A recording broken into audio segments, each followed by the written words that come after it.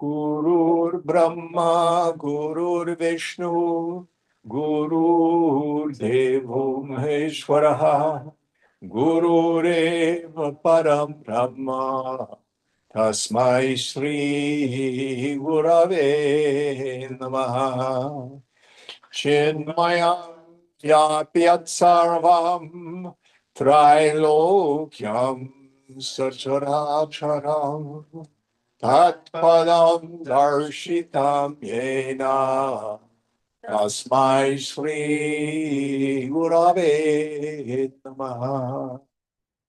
Tvameva Mata Cha Pita Tvameva Tvameva bandhuscha sakha tvameva Tvameva vidyadravinam Tvameva Tvameva sarvam mama deva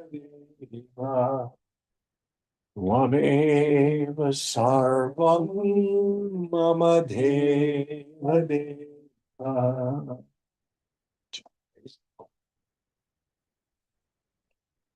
Om Sahana Bhavatu Sahanau Bhunaktu Sahaviryam Karavavahai Tejasvinavadhitamastu ma Vidvishavahai.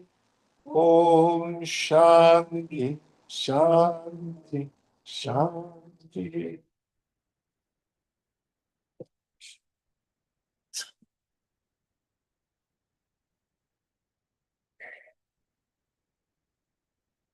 So where are we in our text? Chapter 16, number 9. Chapter 16, number 9. Everybody have a page number? 255. 255. Can I start? Please. Atum ichhati sansaram ragi dukkha jihasaya vitarago hine dukkha tasminnapi na khidyate. One who is attached to the world wants to renounce it in order to avoid its miseries. But one without attachment is free from sorrow and does not feel miserable even in the world. Yes. So, if we want to leave the world because of our aversions, we have phony renunciation. And these are people who are running away from the world. This doesn't help. What tends to happen is we sit there in our solitude thinking about all the stuff we really want but can't have. In the AA tradition, we call this white knuckling.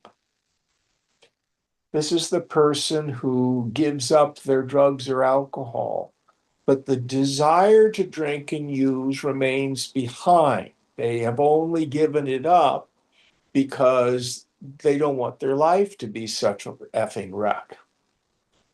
And they're gripping, and they're usually miserable and unhappy. And eventually your friends just say, for God's sake, have a drink. You're making the rest of us miserable. But in that 12-step tradition, what we say is the desire leaves us, having had a spiritual experience. We're placed in a state of neutrality. The problem no longer exists for us. Now, alcohol and addiction is only an extreme and socially inappropriate form of the human condition. Let that sink in. So if you're a workaholic, or it's relationship, or connection, sex, work in the stock market. These things are not wrong. But this is the American way of life. The one with the most toys wins. Based on this deeply rooted idea, getting what I want will make me happy.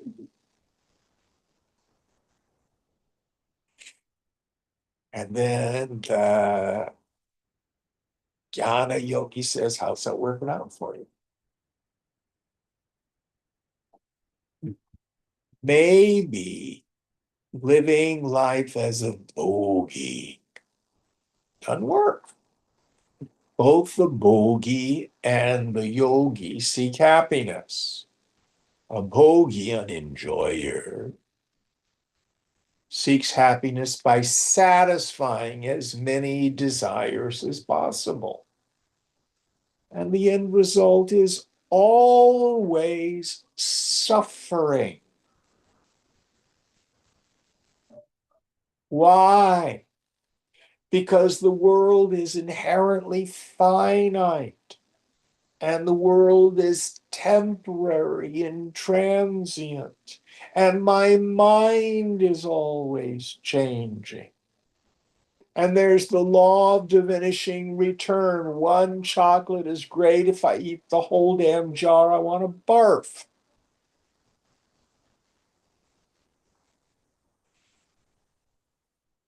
And we just don't get it. Here is my dukkha, my suffering. I don't have what I want. And over here is the wanting itself. And it takes a long time for us to see they are the same thing. They're the same thing. So we don't ever really give up the world, which is the requisite for steady wisdom, for real peace of mind, out of a moral ideal or out of, oh, I'm so afraid of the objects. Doesn't work. Only do it out of deep insight. When I finally get it through my thick skull that it's the kama, the craving, the raga, the passion for this, the dvesha, the aversion to that, or the bhaya, I got what I want, but I'm afraid I'm going to lose it. I'll never get what I want. The more I want it, the further away it seems, the more suffering. So here what Ashtavakra says, I can't remember who's talking, either Janaka or Ashtavakra. The person of steady wisdom is free from all that longing. Now, many of us here on Monday night went through the Vidyaranya text, Panchadashi. I know you did. Did you do this text? No. Mm-mm. So you may be the only one. The last, Panchadashi just means 15 chapters. He's a medieval saint, 1300s. And the last 5 chapters are on Ananda, bliss. Fabulous, fabulous section.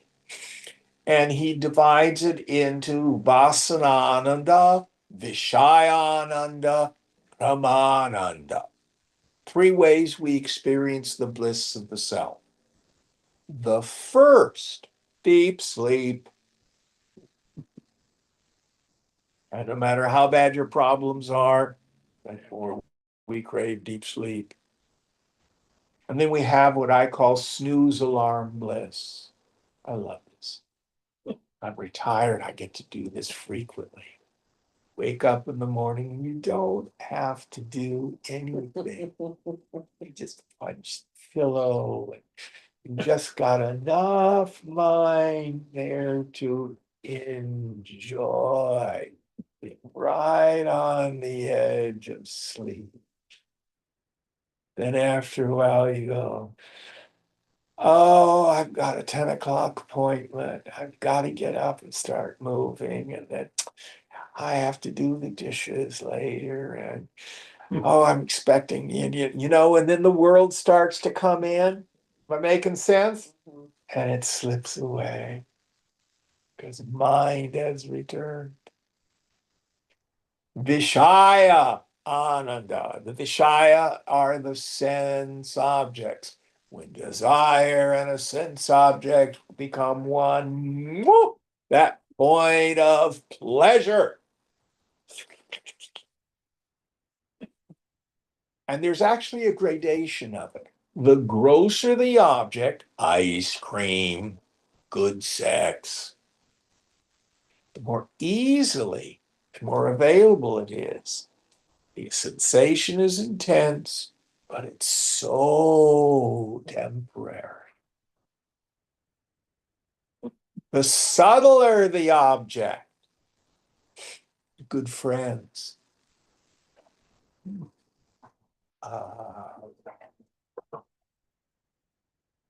Any, go ahead. I was going to say insights. It's spiritually. That's actually the next level up. That's ideas. Okay. But emotional things are connections.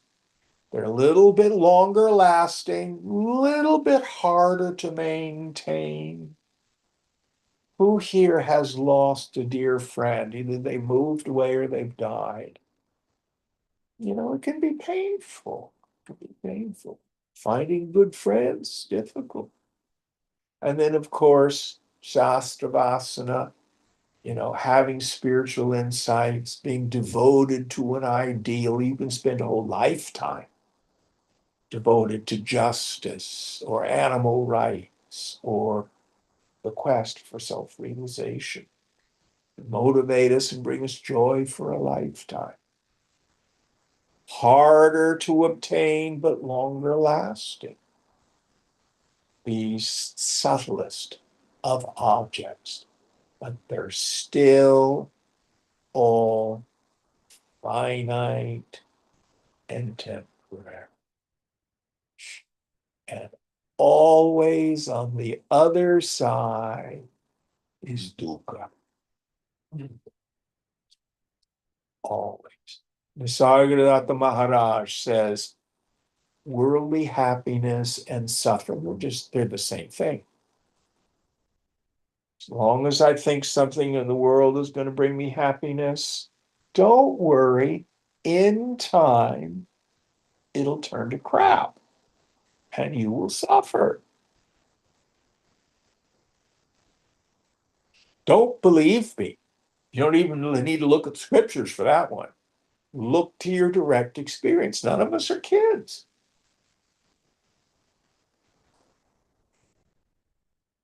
And then Brahmananda, the trick that the yogi develops of being able to just let go of the world. Unknow the mind. Let it be.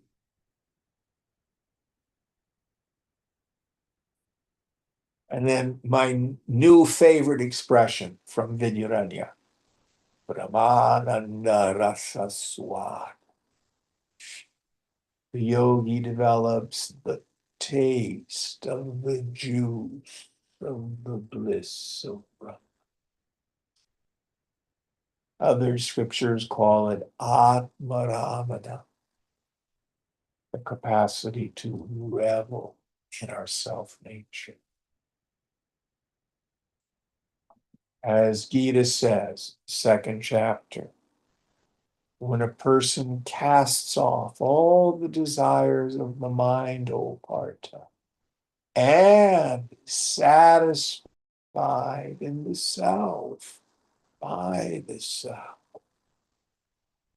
then they're said to be a sthita prajna, person of steadiness.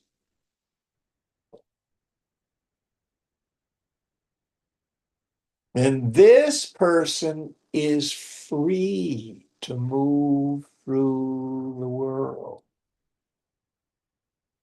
because the objects no longer create vrittis. Again, going back to the 12-step model, the person who's got solid recovery can walk down the liquor aisle in the supermarket and it doesn't trigger them because the desire is gone. Or you walk through the Tenderloin and there's junkies all around you.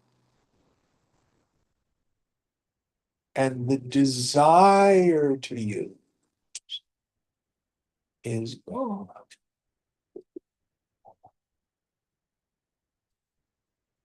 Very different than avoiding our triggers.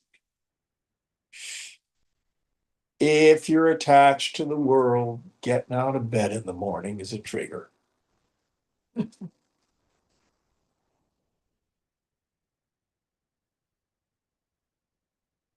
But the Sthita Prajna has this wonderful capacity to go anywhere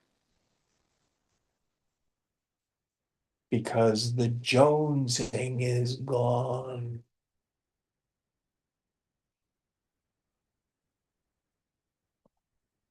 Next verse.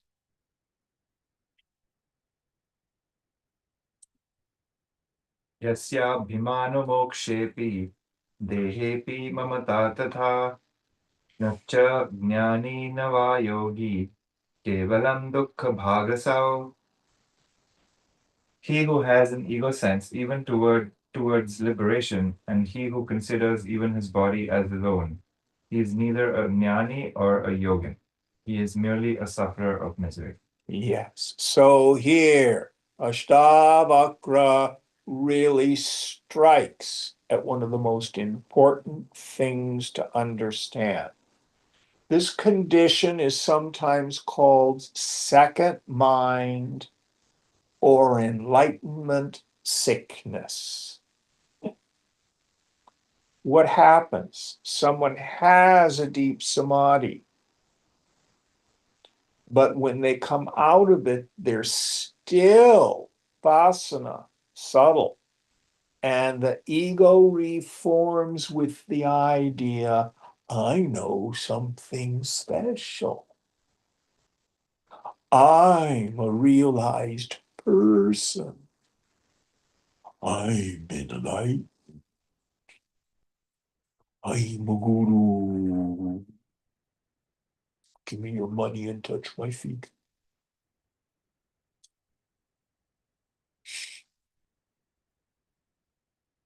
So the real person of steady wisdom has given up identification with any personal sense of self. She knows she's not a person anymore. We have those four great Mahavakyas from the Upanishads. Prajnanam Brahma. Brahman is consciousness. Ayamatma Brahma. This self is Brahman. Tattvamasi. You are that. And the fourth one, Aham Brahmasmi. It doesn't say I know Brahman. It says I am Brahman. So the person gives up trying to be an enlightened person.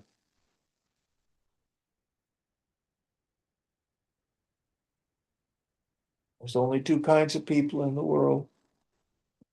Those who think they're a person, and they are all fools, including those who think they're enlightened.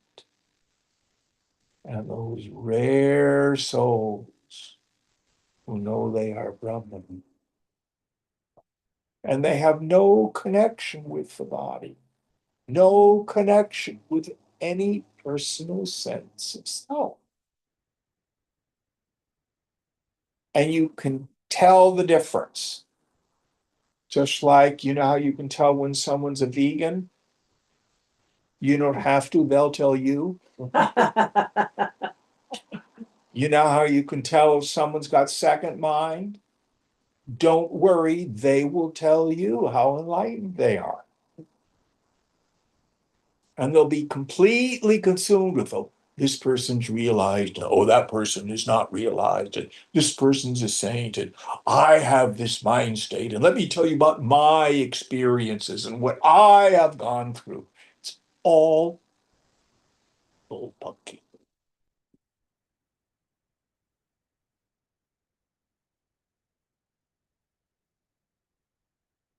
Mark of the Sthita Prajna, as they know they are Brahman.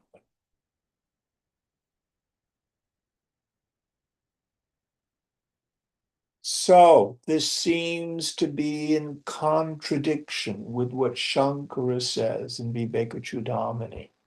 What's the fourth qualification of a student? Is that mumuksha? You got it.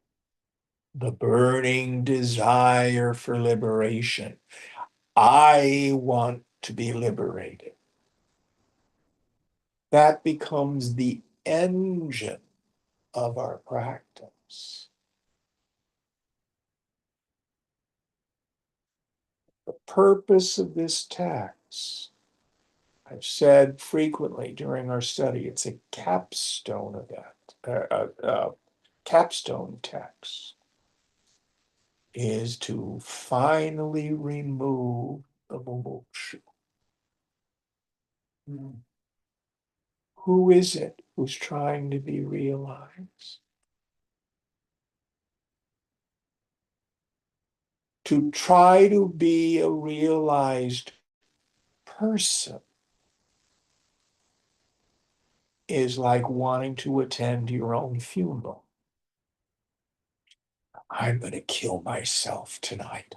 And I just can't wait for my funeral to see Aunt Mary in the front pew. And she's going to be so unhappy because she's going to know it's her fault. And oh, I'm just going to be so, I can't wait to see Aunt Mary.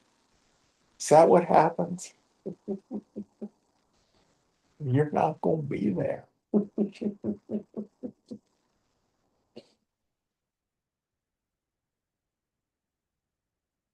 The ego never gets there. The ego just gets scraped away.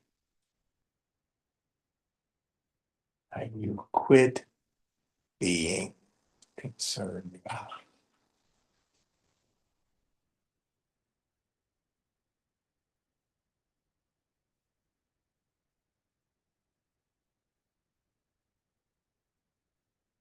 Very subtle point. Now, again, this is not a teaching we give to beginner yogis or even intermediate yogis. Because if a beginner or an intermediate yogi hears this, they then rationalize their suffering. Oh, self-realization is an illusion, so I won't even bother to do it. Well, I have a heart and mind filled with desire and aversion, but it's all an illusion, so it doesn't matter. So I might as well screw my brains out and shoot heroin and get drunk, because it's all an illusion. My mind is miserable and unhappy, and I'm depressed, but it's all an illusion. That's not freedom. Do you understand what I'm saying? So we go through this process of the purification of our equipment. We must pass through the state of Yogarudha. Ashwarudha means to get on a horse, ride a horse. Arudha means to mount a steed. Yoga Arudha means you must master the mind. You must be neutral and not at the effect of the indulgent tendencies of the mind. Raga, Dvesha, Bhaya. You must be rooted in samadhi. You must have the swad, the tapes.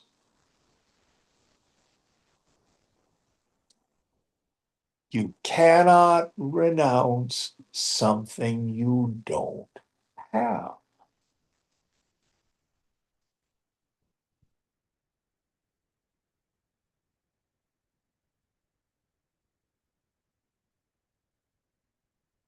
In the end, of course, you give up, you renounce.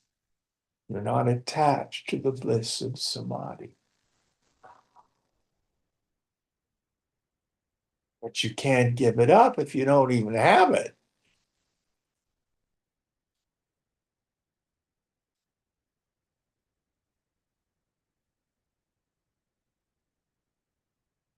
When you've quit believing the mind. What Shankara says, if the mind still extroverts into the objects, there should be no talk of liberation. It's pretty blunt.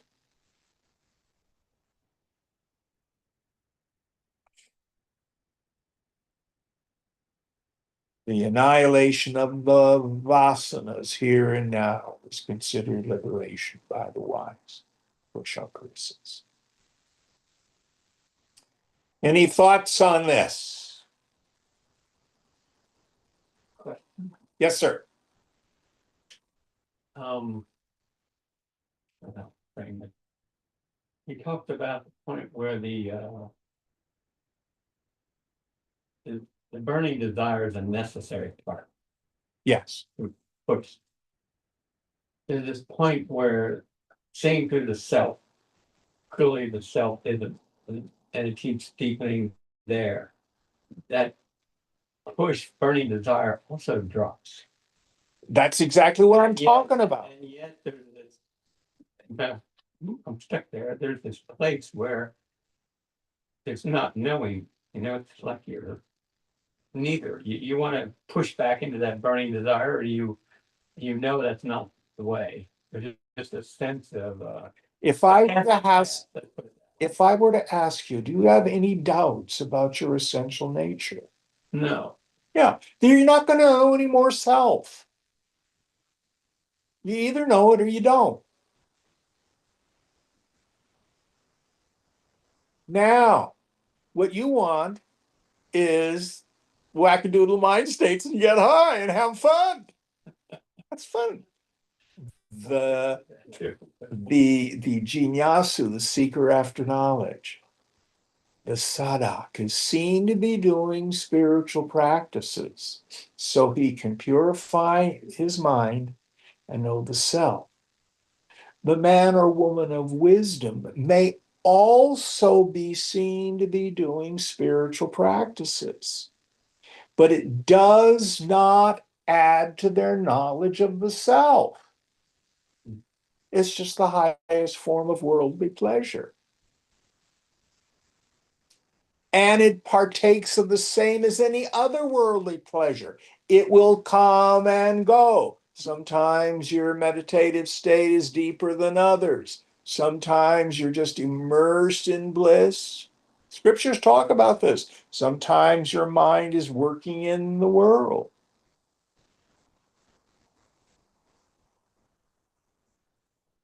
It's always there. You want to drink of the chalice of salvation, whatever you want to call it. But it doesn't add to your knowledge of the self. You either see it or you don't. Or you see it some of the time and you get identified.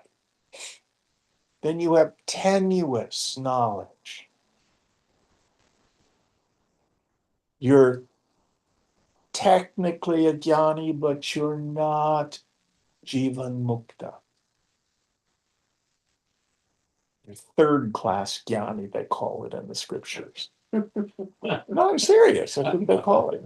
And there you are. And what it means is sometimes you know, and then you're free. Sometimes you get identified, and then you suffer like any other slob. And then your knowledge returns. Oh, God, it's just like having a nightmare. That's all it is. You may be able to burn that out. You may have to put up with that for the rest of your life. That's all prarabdha. What I tend to say to people is if you're identified, do tapas, do practices. You can be sthita prajna. Sthita means, it comes from the root sta, tishtati, which means to stand, be still, be established. Shankara calls being a full knower of the Supreme. When he says someone who's retired into the Supreme. Is that useful? Yeah. Very much. Beautiful, thank you. But ideas, do I know or am not know? Am I enlightened? Am I not enlightened? You know, quit asking stupid questions. That's the point. And keep your effing mouth shut. You don't need to tell other people.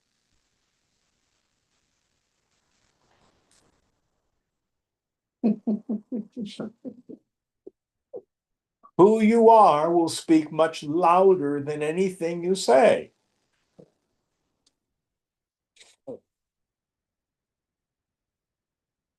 Any thoughts on this? St. Francis of Assisi used to say, wherever you go, preach the gospel. And if you must, use words.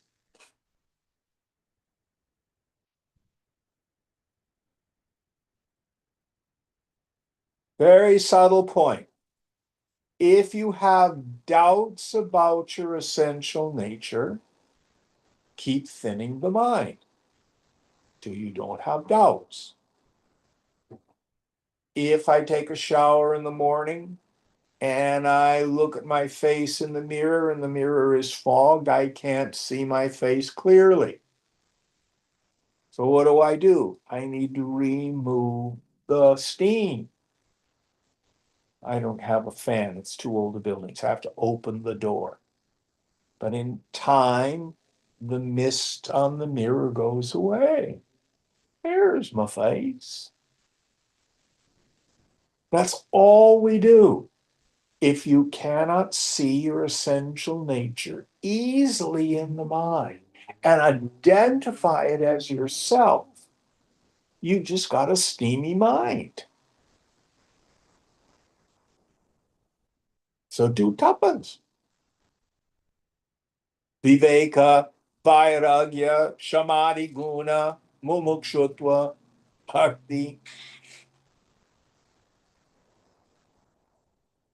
All those practices, puja, Lalita Sahasranam, yantras,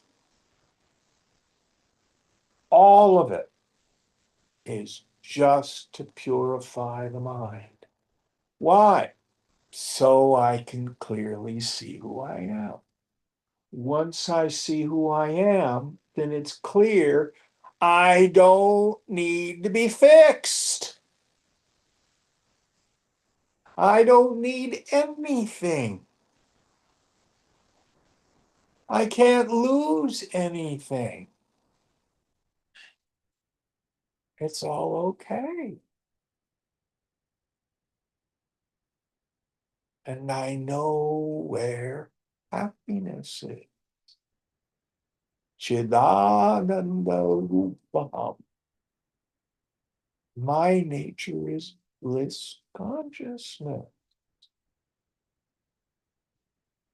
Shivoham, Shivoham. I am Shiva. I am auspicious.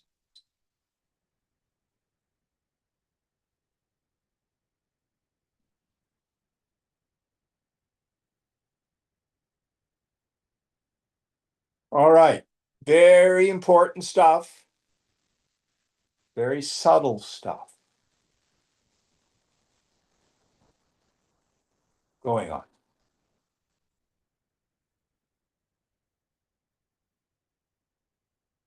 Ero yadhyupadeshtate hari kamala jopiva tathapi na tava swastyam sarva mismarana adrite. Even if Shiva, Vishnu, or the lotus-born creator Brahma be your instructor, yet unless you forget all, you cannot achieve abidance in the self. Yes. So it's not a program of self-improvement. It's not a program of self-acceptance. Jim, I understand I'm really fabulous. It's a program of self-forgetting the small self.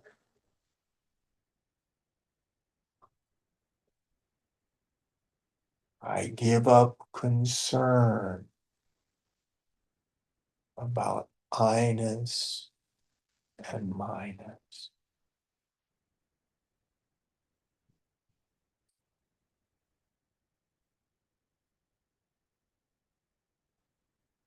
Listen carefully.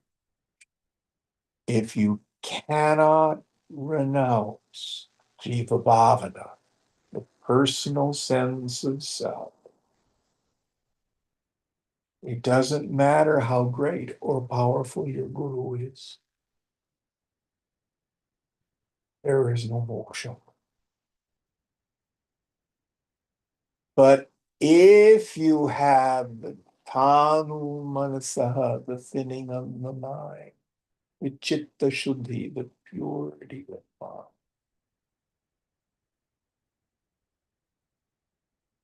reading one scripture is plenty. Or Nisargadatta Maharaj. His guru told him he was Brahman. He'd keep his mind focused, that that's his self-nature. It's the only real instruction he had. And it was enough.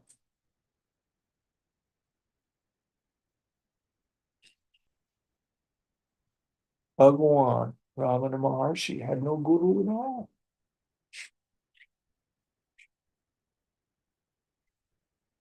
He spontaneously had the thought, who am I?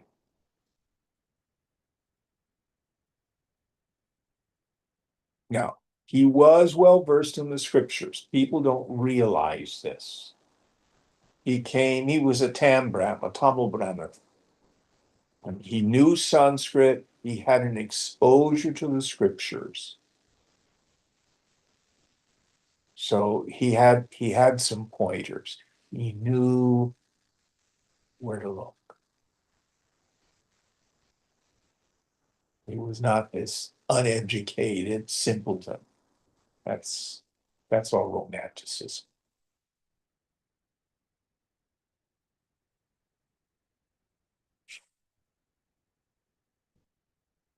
We know he knew Sanskrit because we know he translated Vivekachudamani from Sanskrit into Tamil.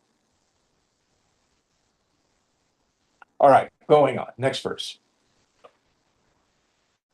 A new chapter, chapter 17, aloneness of the self. Ah, and what the Sanskrit is? They don't have Sanskrit for the name. Okay. Ashtavakra uvacha tena jnana phalam praptam yogabhyasa phalam tatha tripta swachendriyo nityam ekaki ramate tuyah. Ashtavakra said, he has gained the fruit of knowledge as well as the fruit of practice of yoga, who, contented and purified in his senses, ever revels in his aloneness indeed. Yes, and the word for aloneness is kevala. Ekaki. Ekati. Ekaki. Ekaki. Oneness, aloneness, yes, oneness. Ek means one. So, what I love about this verse, as Krishna says in Gita, this knowledge gives you mastery over this world and beyond. So remember, Janaka is not a monk. He's not an ascetic who leaves the country and goes and lives in the forest and covered in ash and stuff like that. His prarabdha was to be a king and to do his duty as a king.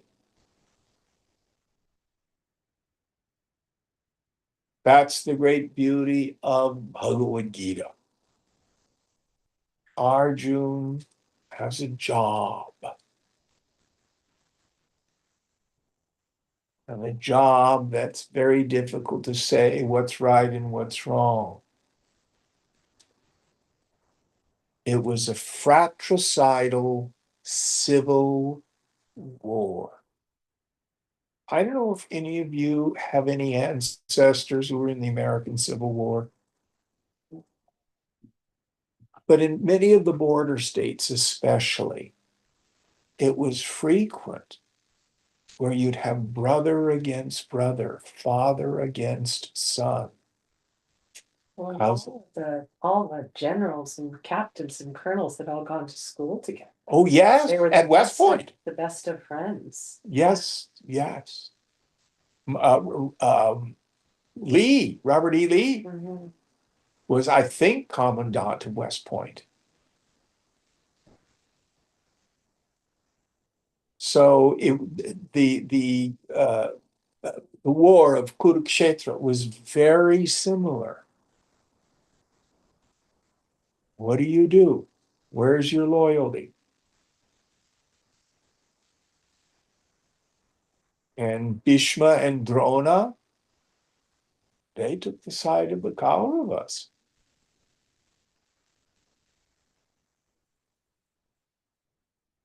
Arjuna's own grandfather and his archery teacher. So no wonder he had doubts.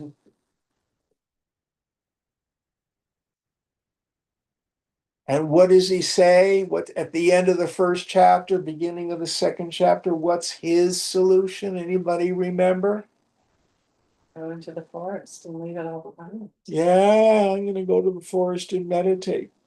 We can't fight this battle, otherwise the ancestors won't get their pinda, their rice balls. That's his rationale. It's just a rationale.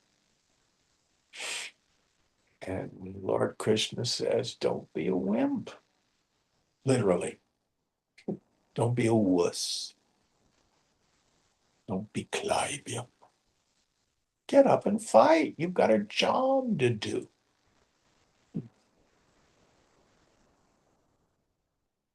So you and I, who work in the world, there is no need to leave the world. Now, if you're drawn to that, that's your prarabdha, that's your karma. But it doesn't fix anything. only thing ultimately we need to renounce is the mind. No other renunciation in the end is really efficacious. It's not enough.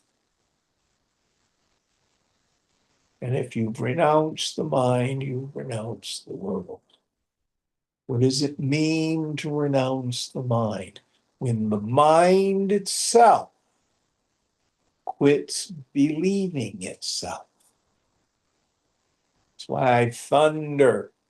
You cannot think a real thought. Take that on as a slogan, as a mantra. I cannot think a real thought. None of my thoughts are real, and nobody else's are either. No personal sense of self is real, without exception. Drop it. If you successfully renounce the mind, all of it falls into place.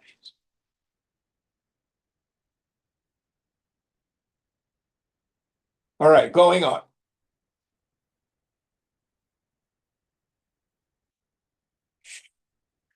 कदाचित् जगत्यस्मिन् तत्त्वज्ञो हन्त खिद्यति यत एकेन तेनेदं पूर्णं ब्रह्माण्डमण्डलम्. Oh, the knower of truth knows no misery in this world, for the whole universe is filled by himself alone. Yeah. So the knower of Brahman, who knows I am, that is no longer identified with a personal sense of self. So there's no longer a struggler there.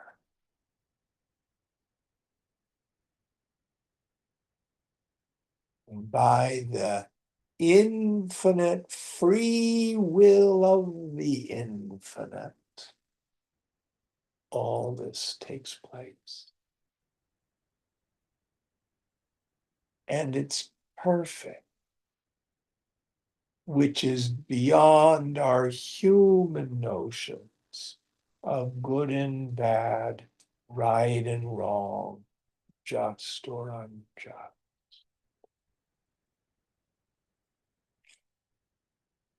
Some jnanis just stand back and watch it all. Brahma Satyam Jagat Nitya. The Tantrikas also know it's all a dream, but they take the position it doesn't have to be a nightmare. And they choose to do some dream shaping. How? Sankalpena, by means of sankalpa, of imagination. All of the tantric practices are rooted in the teaching of sankalpa. How does this whole phenomenal world come about? By means of sankalpa. What is the law of sankalpa? Any sankalpa, wish, will, thought, desire, intention, consistently maintained, that isn't contradicted or conflicted, tends towards grossification, tends towards manifestation. If you need it, you use what the philosophers call a fetish. A fetish is a way to focus attention and energy. You can use gems, you can use yantras, you can use mantra, or you can go traipsing off to Lourdes, or you can do a Native American ceremony.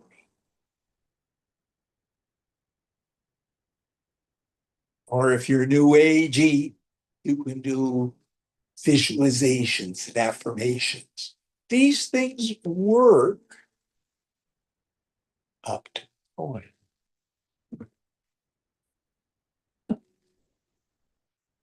I heard a chuckle. Did you have a thought on this? It's just the way you said it. You smiled behind that up to a point. You were smiling, but Well, nobody is able to maintain a sankalpa that goes against the sankalpa of the infinite. I don't care how strong your concentration is. You're not going to change the speed of light. Just walk out to Ocean Beach and do affirmations and see if you can stop the waves from coming in. Is that making sense? yeah. But we can do some work to alleviate the suffering of some people. Make the world perhaps a little more loving, a little more peaceful, a little less violent.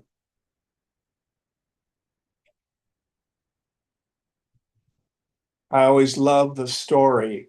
There's the two football teams, and each one of them take a knee in the end zone before the game. What are they doing?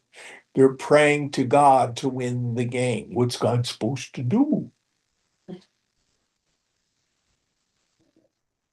And then you contrast that with Abraham Lincoln, speaking of the Civil War. One of his generals, after a war conference, said, "Mr. President, let us pray that God is on our side." And Lincoln said, "Let us rather pray that we are on God's side." So, what is the most powerful sankalpa any of us can do? Not my will, but thy will be done.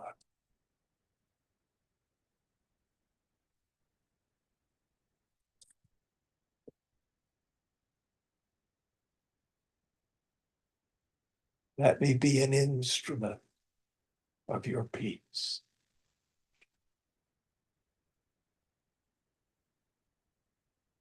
Let me set aside all my stupid little egoistic desires so that this thing can be an instrument of the infinite.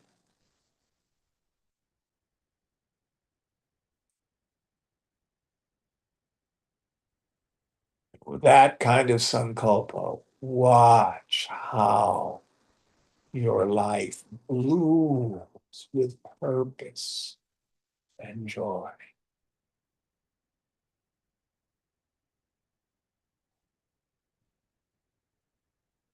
God's smart and really powerful. All right, going on.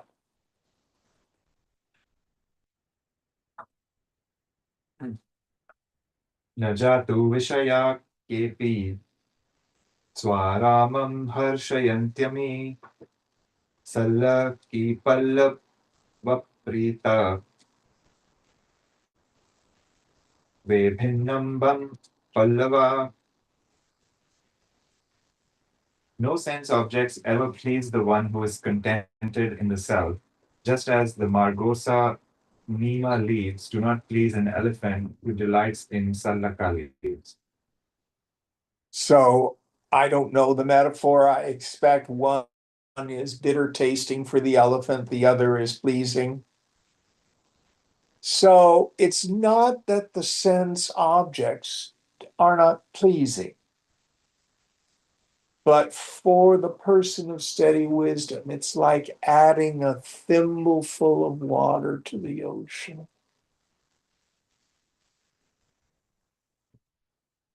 The phrase I use frequently is the world becomes trinkets and baubles.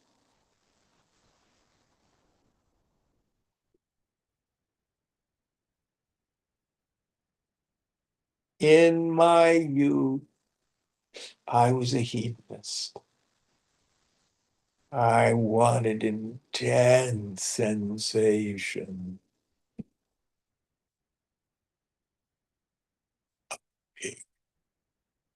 Why I love the story of Karkati, of Suchi, Yoga Vasishta. But at some point, the world just got too small. It's little. It's just little drops of pleasure.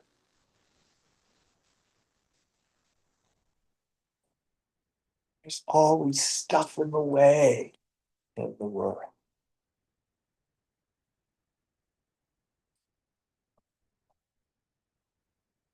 But yourself,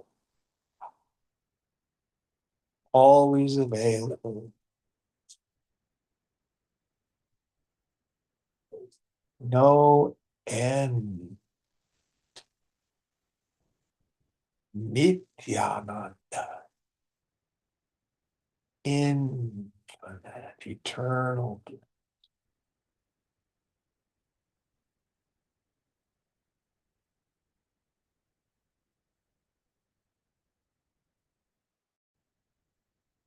Again, the world isn't bad. The world, in the end, is the Lord. But remember when we were talking about the Vishaya Ananda, the bliss through the sense objects. There's a sense object. When desire and object of desire become one, the fool goes, "Ooh, that was such a great widget. I want to go get more widgets." For the Stita Prajna, when desire and object of desire become one, oh, that stopped my mind. Krishna, Krishna.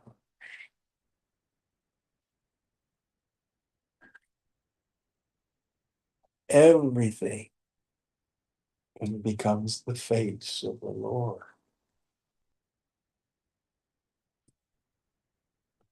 Now let us not fool ourselves. Some people take that teaching and they go after the world because it's all God.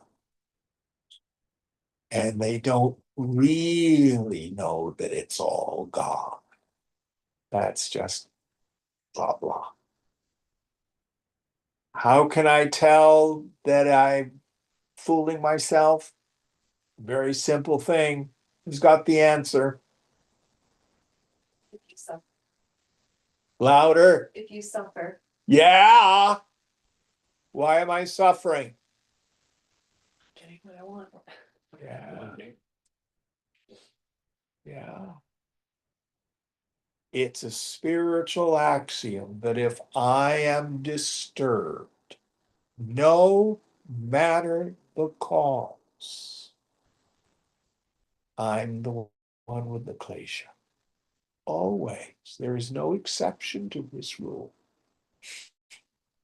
What are the defilements, the kleshas? Attachment, sangraha. Craving, kama. Aversion, dvesha. Fear, bhaya.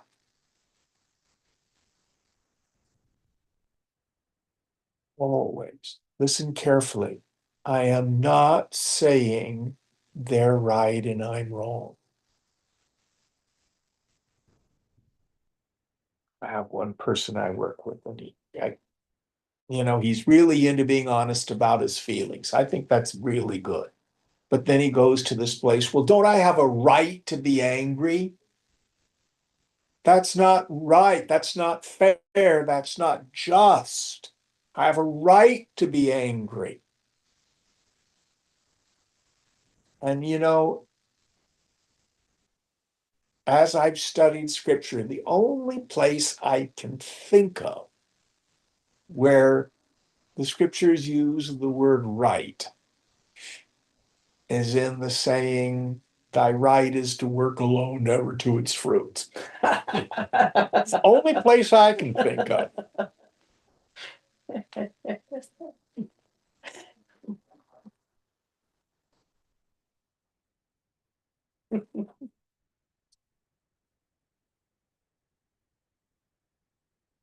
We don't need to be concerned with fairness.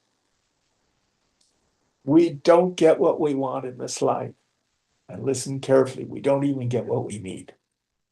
We get the inevitable results of the force of the past. I'm never, ever, ever a victim. Doesn't mean terrible things don't happen to people. As long as I stay identified and attached, past narratives, no freedom. No freedom. Not saying they didn't happen. If you're a sexually abused 6-year-old, you're a victim. Yes. But if you're 35 years old and you're hanging on to it, you have the problem.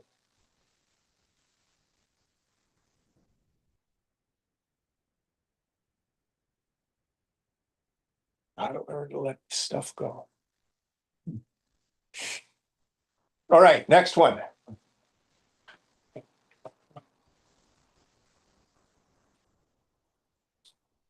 Yastu bhogeshu bhakteshu na bhavatyaधिवासिताः abhukteshu nirankakshi tadrisho bhavadurlabhah. Rare in the world is he on whom impressions are not left of things which he had experienced, or one who does not hanker after things not yet enjoyed. So, what is a vasana? A vasana is the essence of my bondage.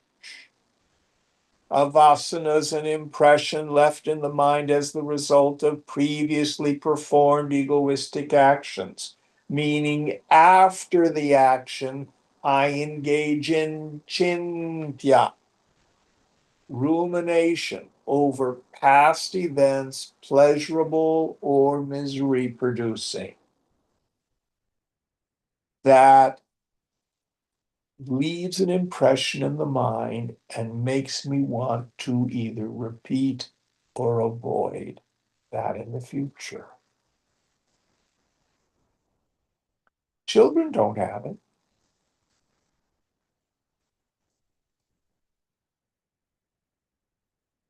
And if you remember the story of,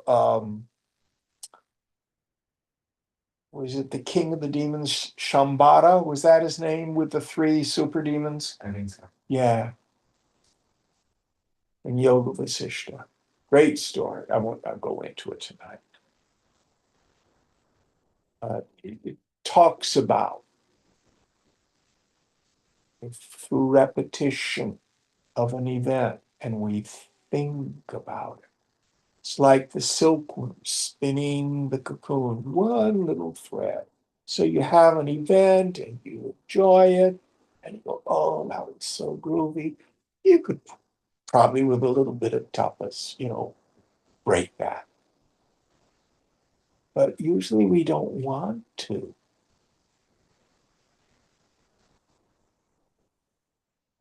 Oh, that was such a hot day. Oh, I want to do that again. Or the opposite. Well, that was so terrible. Men are pig. Women, they're all B word.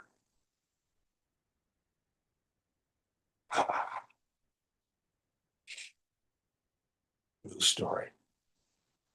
My dear friend David, I won't say his last name. So he was staying with his mother down in Texas, and they got into a terrible fight. She storms off to her bedroom. About 10, 15 minutes later, David goes into her bedroom. His mother's kind of curled up in a fetal position facing the wall. David says, Mom, what are you doing? She says, I'm reviewing my miseries. Is that what you and I do?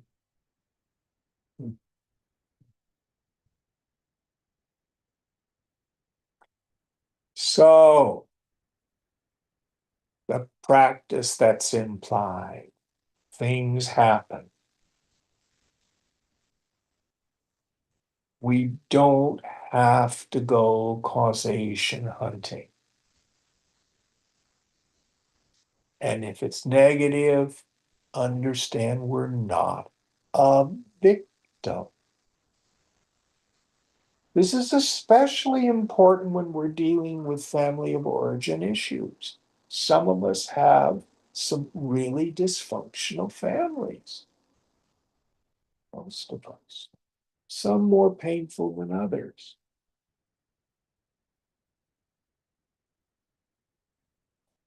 But reviewing it and rehashing it, going over and over again, only makes it more thick and solid. And when those thoughts arise, Jao, get out. Om Namah Shivaya. Om Namah Shivaya.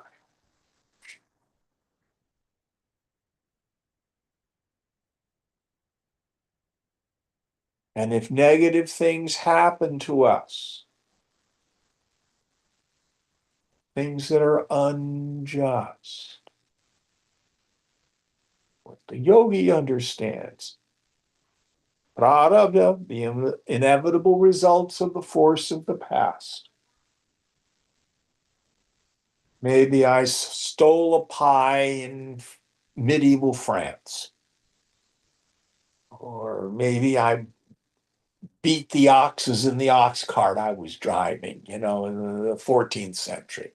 Who knows? You don't need to know where it comes from. But titiksha, forbearance, don't get caught up in redress or revenge or anger or resentment. We have to let it go.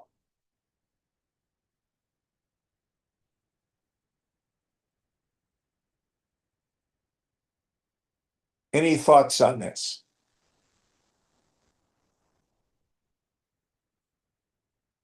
Stay away from the dead past and the unborn future and stay focused on the beautiful intensity of now.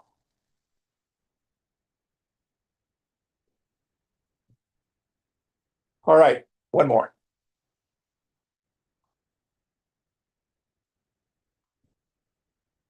बुभुक्षु प्रिय संसारे मुमुक्षुरपि दृश्यते भोगमोक्ष निराकाक्षी विरलो हि महाशयः. Those who seek worldly enjoyments and those desirous of liberation, both are found in this world.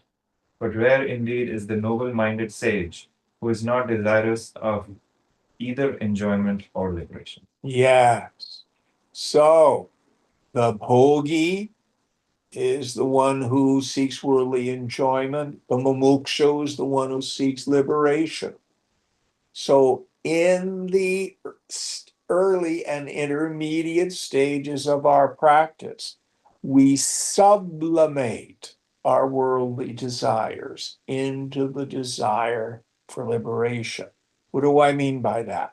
I like to use the example of the college student. It's Friday night, and they have a really important paper due Monday morning.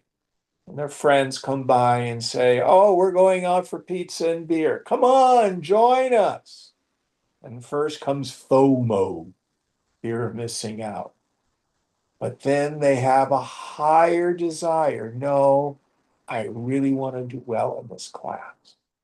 So they're able to let go of the lesser desire for the greater. So the mumukshu is able to let go of these worldly desires.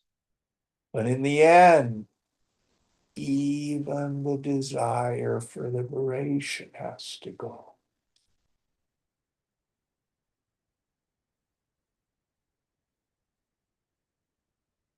How do I know if I'm ready to give up my mumukshutva?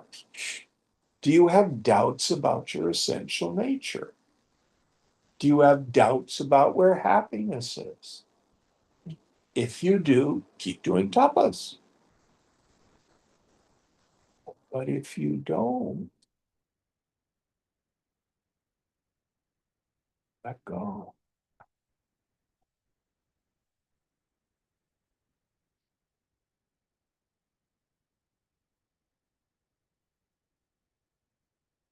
Any thoughts on this? All right, we'll end here.